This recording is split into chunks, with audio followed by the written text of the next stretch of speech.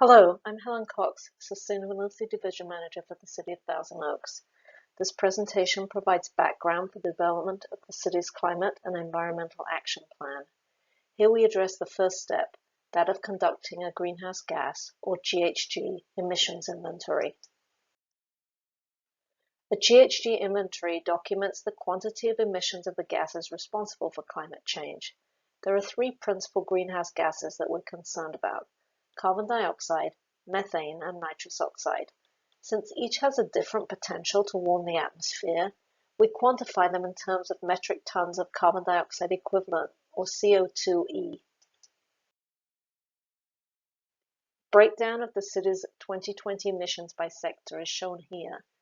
Community sources include both GHG emissions that the city has direct control over and those that result from community activities, which are directly and indirectly impacted by local government programs, implementation of state mandates, planning and development decisions.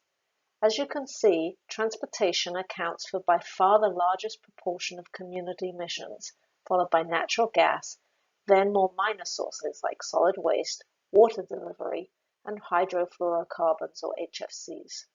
Note that electricity is a small percentage of overall emissions as a result of the use of clean power throughout the city. Significant strides have been made in reducing community emissions over the past decade, even as the city's population has grown, with 2020 emissions 27.7% lower than the 2010 city baseline values. This reduction is primarily due to energy conservation, a transition to more renewable energy, and improved vehicle fuel efficiency.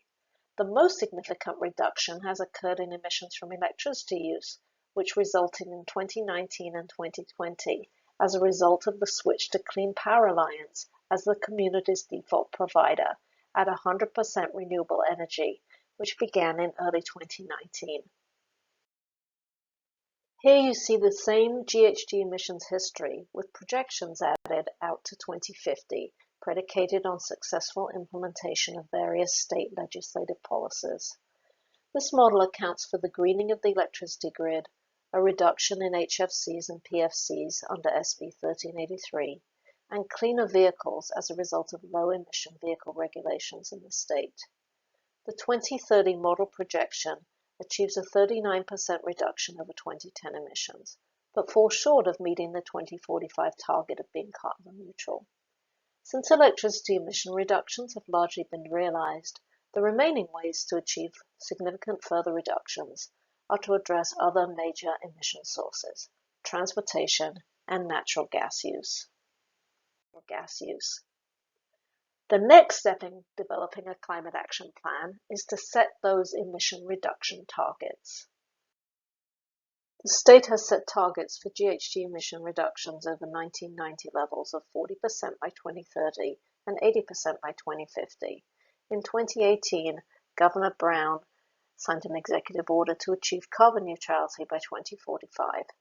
In early 2021, Thousand Oaks City Council established preliminary targets that align with the state's and encouraged a plan that exceeds these targets. Clearly, the city is well positioned to achieve 2030 goals, provided that state policies are supported, but must focus on long-term reduction goals. Transportation and development timelines are inherently long-term, so it's time to start planning now for future climate emission reductions. To find out more and join us in the process, visit toaks.org/climateaction. Thank you.